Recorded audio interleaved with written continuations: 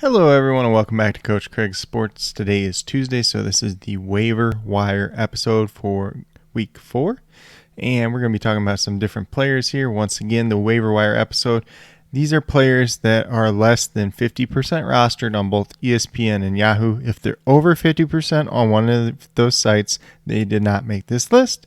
There's some important players to also note that are not on this list. So quarterback's not the best this week. If you're on ESPN, there's like a 50-50 chance Derek Carr is still out there. There's a decent chance that Kirk Cousins is still out there in your league, so keep those guys in mind as well before we get into the two we're talking about today. If you're in a league where Brandon Aiyuk was dropped because somebody was freaking out over the first 2 weeks, he should be a priority add this week, but he's over the threshold as well. But if he's out there, you should definitely grab him right away. And then Alexander Madison, if he's out there as well, you should be looking at him. He was just over the threshold as well, but definitely somebody you want to have, especially if Dalvin Cook would miss once again. But with that being said, we'll get into the guys that are actually less than 50% rostered on both sites.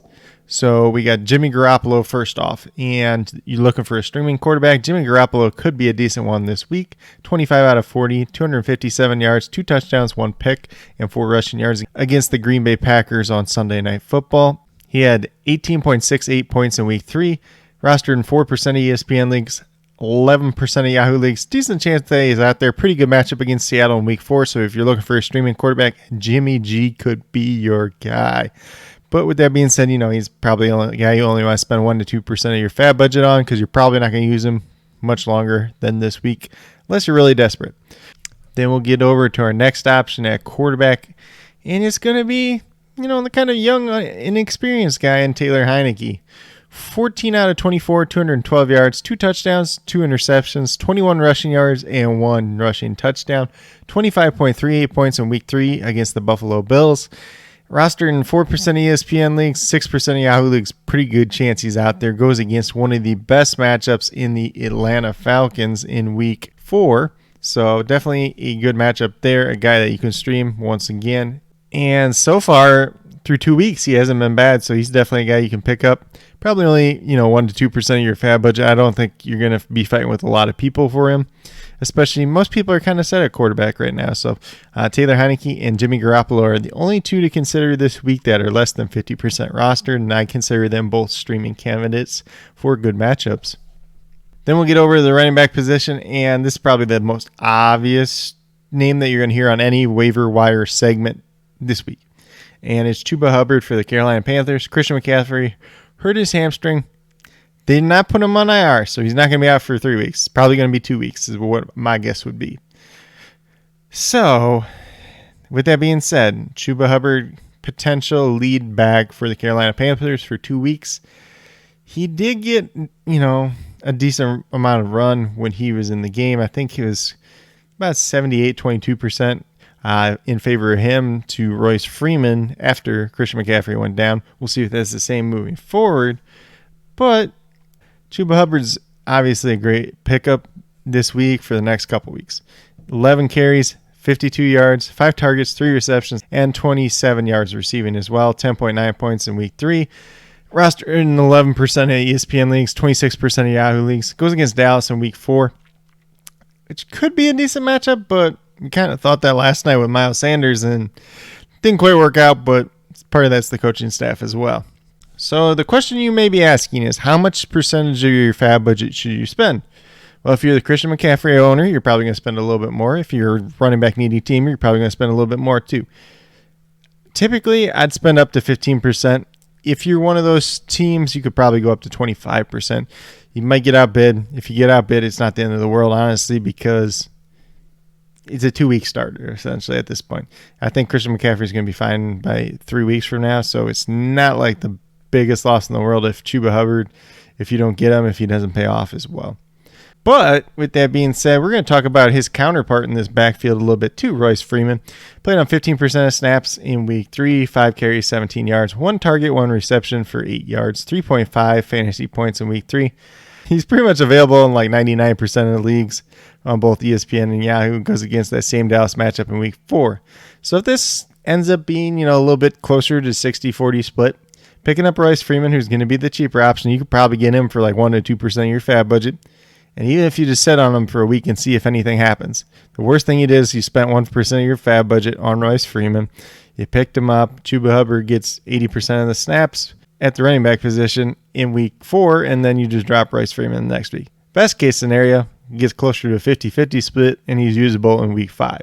So that's a guy that you can consider as well. But then the last running back we got was a big surprise in week 3. And this is probably not a guy you want to go like super point chasing. It's Peyton Barber for the Las Vegas Raiders. 57% of snaps is what he played in week 3. 23 carries, 111 yards, and 1 touchdown. 5 targets, 3 receptions, 31 yards, 32.2 fantasy points in week 3. Do not quote me on this, but I believe this is Peyton Barber's career game in terms of fantasy outcomes. So if you're picking him up, probably don't want to spend too much on him because we've seen Peyton Barber before. We've seen him throw up a lot of duds.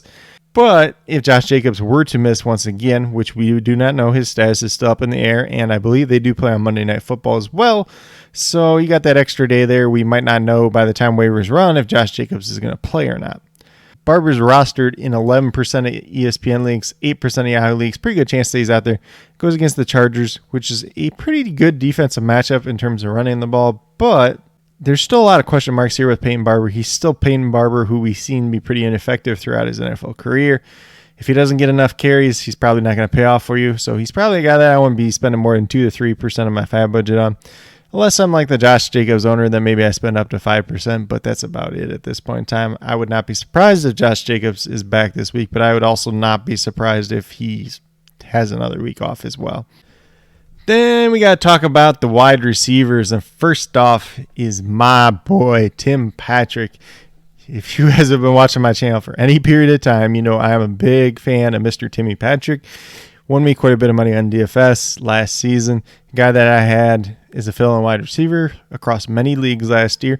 Played on 76% of snaps in week 3. 5 targets, 5 receptions, 98 yards. You know, he's shown that he has the ability to do a lot of different things. He can get deep over the top. He can win some 50-50 balls. He can get some touchdowns. So in terms of being a wide receiver and a wide receiver that's good for fantasy, he is one of those that you really want to target. Double-digit points all 3 weeks so far this season. 14.8 points in week 3. And then he is rostered in 14% of ESPN leagues, 23% of Yahoo leagues. And that is my mistake. I have him still down as playing the Jets, which was the matchup that he did play last week. But he is going to go against the Baltimore Ravens this week, which we've kind of seen so far this year hasn't been as bad of a matchup as we thought it would be. So Tim Patrick definitely got to grab out there. If you've been watching my channel, you probably already have him. But if you do not have him already for some reason, 5 to 8% of your fab budget, maybe even upwards of 10 to 12% because there's no Jerry Jeudy. KJ Hamler just tore his ACL. So it's literally Tim Patrick, Cortland Sutton, and Noah Fant at this point in time. You might see a little bit more of Albert O working his way in as well. Then for the next wide receiver position we got to talk about is Christian Kirk. Played 57% of snaps in week 3, 8 targets, 7 receptions, 104 yards. Very, very productive. If you're one of the people that was out there, you picked up Rondale Moore, you played him. I was one of those people too. Rondale Moore was kind of a bust this week, didn't play enough snaps to really matter. Christian Kirk definitely was kind of the beneficiary of that, and 22% rostered in ESPN. He's 51 on Yahoo, which is slightly over the threshold, but I still threw him in here anyways. I think he's somebody that we need to talk about. Goes against the Rams in week 4. We've seen Jalen Ramsey shadow DeAndre Hopkins before. If that's the case, Christian Kirk could have a very good day once again. So Christian Kirk, probably a guy that's like 3 to 5% of your fab budget. Plug and play wide receiver 3 if you need to do so. Then this one's probably not as sexy of a name, and it's James Washington. Played on 80% of snaps this past week with Deontay Johnson out. And then Juju Smith-Schuster also went down with injury. If both those guys missed this week, James Washington is a guy that is going to have some opportunity. Might not be the best guy in the world, but hey, he's going to be out there and he's going to have a chance to do something at least. I don't think we see Najee Harris have 19 targets once again. Chase Claypool had a ton as well. If you can get like 8-9 targets for James Washington, he's definitely going to be able to pay off on those. 3 receptions and 20 yards on his 5 targets in week 3, 5 points overall. He's only rostered in about 2% of leagues, so good chance that he's out there. Goes against the Green Bay Packers in week 4. Depending on where he lines up, he could see some Jair Alexander. Could be Chase Claypool seeing some Jair Alexander.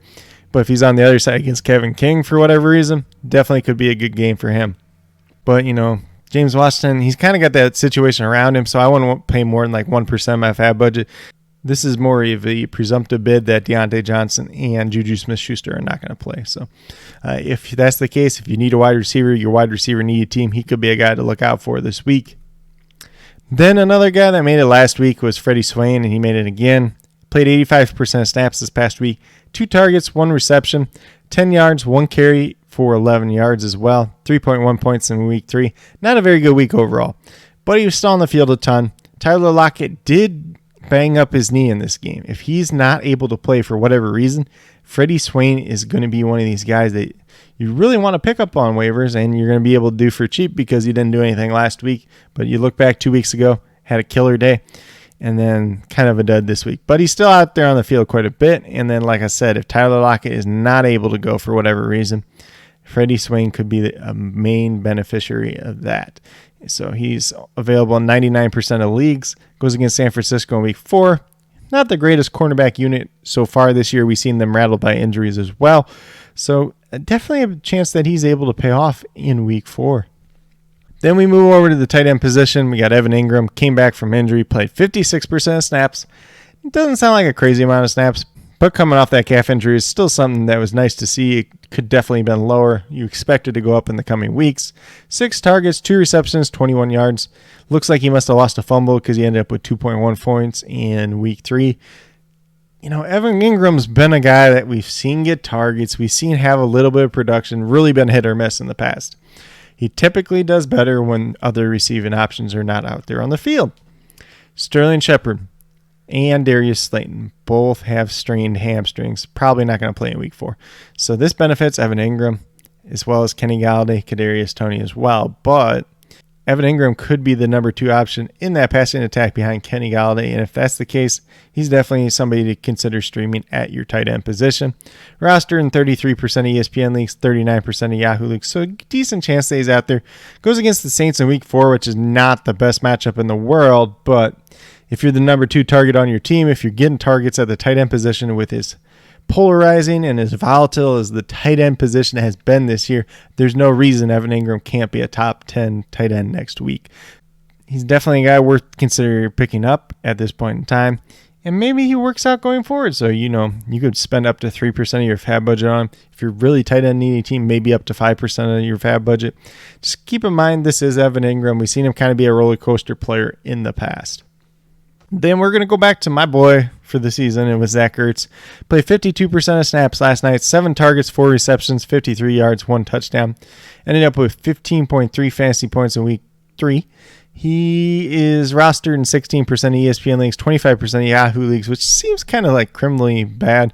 I know I did drop him off a couple of my rosters because he really wasn't showing much. But him and Dallas Goedert pretty much play the same amount of snaps. He was coming off the COVID list, so they might have limited his snap count there as well. Goes against Kansas City in week 4, which is a team that's going to put up points on the board, so the Eagles are going to have to try to put up points on the board as well. Hopefully the offensive line blocks a little bit better than it did last night because it was not pretty for Jalen Hurts because of all that pressure, because of all the penalties, because of getting into these 2nd and longs, 3rd and longs, and stuff like that. Just not a good game script for the Eagles overall, but Zach Ertz could be a primary beneficiary against the Chiefs in week 4. A guy that, I'd spend probably 2 or 3% of my fab budget on if I needed a streaming tight end at this point in time. That could potentially pay off for even more. Then, last but not least, some defenses to consider streaming for week 4. We have the Miami Dolphins, who are rostered in 20% of ESPN leagues, 17% of Yahoo leagues. They go against the Colts in week 4. Colts offense really hasn't been clicking this year. Carson Wentz still dealing with a couple of ankle injuries there. Didn't look the best in week 3. Definitely a chance the Miami Dolphins could have a little bit of a bounce back week and really get after the quarterback in week 4. Then we got the Chicago Bears, 14% rostered in ESPN, 29% in Yahoo. Go against the Detroit Lions, who we pretty much all know is one of the worst teams in football this season. Jared Goff did struggle against the Ravens. If the Bears can pretty much do anything in that game on defense, they should be able to pay off as well. Then we got the Tennessee Titans rostered in 8% of ESPN leagues, 15% of Yahoo leagues. They go against the New York Jets, who have been kind of dysfunctional on offense so far this season. I really like Zach Wilson as a prospect, but 7 interceptions in 3 games. Definitely some opportunities there for defensive points to be scored as well. Then last but not least, we have the Cincinnati Bengals, and they are rostered in 5% of ESPN leagues, 4% of Yahoo leagues. They go against Jacksonville on Thursday Night Football. Jacksonville is like a pretty dysfunctional team. Trevor Lawrence, we've seen him throw out interception, at least one in every single game. Their offensive line is not the best. The Bengals have at least shown an ability to get after the passer as well, so it could be a very, very good streaming matchup for them as well. But with that being said, that's all I have for the waiver wires for week 4. Hopefully you guys all enjoyed. If there's anyone on the waiver wires that you have questions about, if you think I missed someone, please just let me know down in the comments below. If you need any advice regarding waivers at all, definitely feel very free to reach out to me, and I will get back to you as soon as possible. And hopefully you all did well in week 3. Hopefully you don't need to pick up a lot of these waiver wire players. Hopefully you're able to save some of your fab budget, your waiver wire priority if you can. But there's definitely some interesting names out there this week, some guys that could potentially be worth it in terms of, spending up your fab budget, whether it's a Chuba Hubbard, Alexander Madison, if Brandon Aiyuk is out there for some reason, definitely pick him up. But with that being said, if you are new to my channel, please consider subscribing. Definitely would appreciate it. It helps to build the community that we're trying to build here at Coach Craig Sports, which is one that's truly for you, the viewers, helping you with your fantasy football teams, helping you with DFS, whether it's NFL or NBA, talking all the different NFL news. There actually was that trade yesterday with C.J. Henderson going to the Carolina Panthers for essentially Dan Arnold in the 3rd-round pick. The Carolina Panthers also got a 5th-round pick. I kind of went over that on SportsMe yesterday. Just started a thread on there, wanted to know people's thoughts. It just wasn't a pretty trade to me. If you guys haven't checked out the SportsMe app already, it is one of the best, newest apps on the market. And essentially what the SportsMe app is, you can go on there. You can look at different people's videos, what they're talking about for different sports things. You could be a Bears fan and being like, what the heck is Matt Nagy doing? And then other people can comment and share their thoughts as well. Definitely a different way for people to reach out to one another, whether you're somebody that's higher up in the industry and you want to make videos and connect with your audience, or if you're just the casual fan that wants to express your opinions, have a solid discussion with some other people, some like-minded people, maybe some not like-minded people. Just a great way to get some of your thoughts out there. See what everybody else in the community is thinking. Maybe you have a question about waivers. Should I spend 20% of my fab budget for Chuba Hubbard? There's people on the app that are able to help you with that as well. Like I said, you can already reach out to me myself. My name is Coach Craig Sports on there as well. Definitely be sure to check out some of the threads that I will be making today and in the coming days as well. If you're into anything that's kind of video related, if you're into talking sports at all, the SportsMe app is the app for you. But with that being said, that's pretty much all I have for today's video. If you are a new or current subscriber who's yet to do so, also hit that notification bell down below. It's going to let you know every single time I post up a new video. Tomorrow is Wednesday, so it will be the starts and sits video for the Thursday Night Football matchup between the Jacksonville Jaguars and the Cincinnati Bengals. And then last but not least, special little shout out to each and every one of you watching today's video. I truly do appreciate you taking the time out of your day to watch this video. Definitely means a lot to me, and I hope each and every one of you has a great rest of your day.